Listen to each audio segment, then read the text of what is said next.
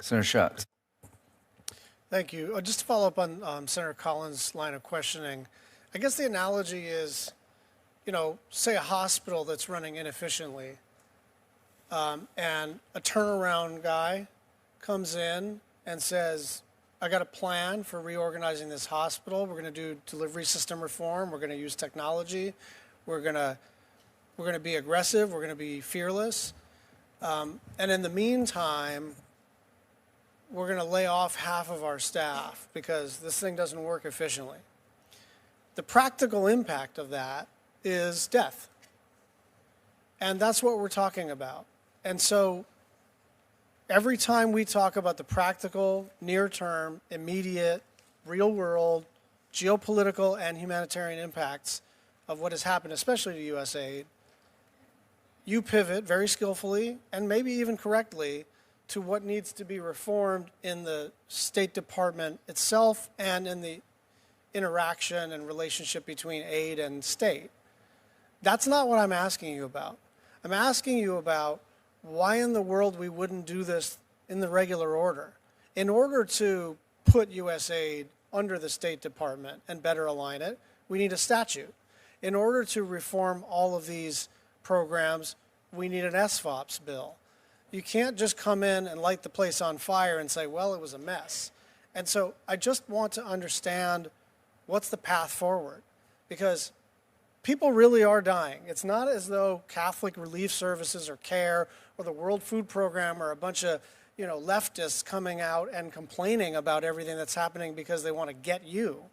This is actually happening. People are vacating where they work. And then in some instances, the Chinese government comes in and provides the exact same service, not a similar service, but the same program. They just do it. We'll do it. And then in some instances, nobody does it, and as a result, people die. And so I'm just wondering, where do you think the path forward is for us to work Article 1, Article 2, former colleagues, to get this thing back on track? Well, I think the first path is, let me just say on the regular order part, sure, we want to do that. It would be great to make all these things statutory and codify them. That would be ideal. I will say I was a member of this body for, 6, 12, 30, 40, 16 years, and we always talked about doing it by regular order. We never got to it. So now's the time to do it because we really have to do it now.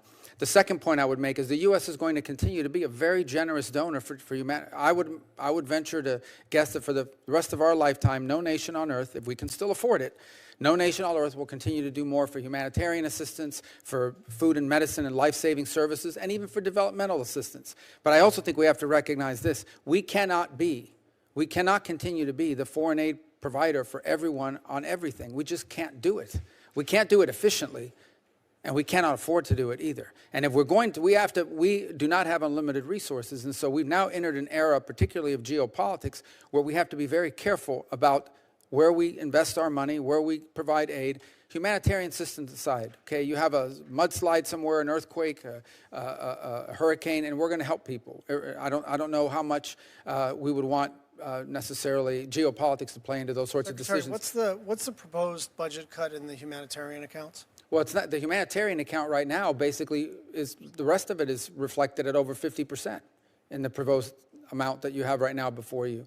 But we believe that we can provide these essential services while reducing some of the redundancies that were happening through this, for lack of a better term, this foreign aid industrial complex. Some of these projects, I think you understand this perhaps better than most. Some of these projects had a prime contractor who had a sub, who had a sub, who had a sub, who had a sub, who had a local provider. That's crazy. That's lunacy. Why do I need 6 subs to pass one to the other to ultimately get it down to the ground? I think we can get it maybe from the prime to the sub. In some cases, directly to the group on the ground through our embassy. Our embassy can say, we want to provide food in this community. Here's the best people to do it. And I can avoid all those layers of NGOs. Part of the problem, right, is our tolerance for risk. Because if we establish a bunch of criteria and requirements and pre-audit, then you increase administrative costs, right? And I'm one of these people who thinks that it's not unreasonable to start to capitate or slowly ramp down administrative costs. But administrative costs are not 88%, right? That 12% versus the rest of it cut is what money goes to local NGOs in Africa or or Asia or Pacific Islands or wherever. And we should be increasing that number, and we have been increasing that number.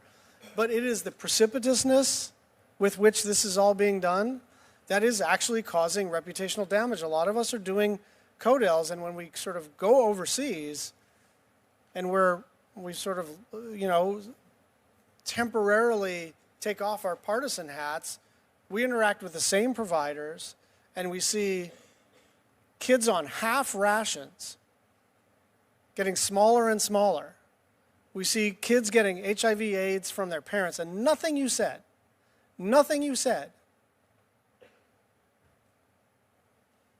in order to implement anything that you're talking about, is it necessary for us to allow children to die? And yet that is what's happening. And so can we please separate these two questions of should we reform the State Department, should we reform the foreign aid enterprise, and should we do it in such a catastrophically unlawful way that people around the world die and people come to believe that they can't believe that America is a reliable partner anymore. And so if we can please separate these questions and get to writing a bill, I think the country will be better for it.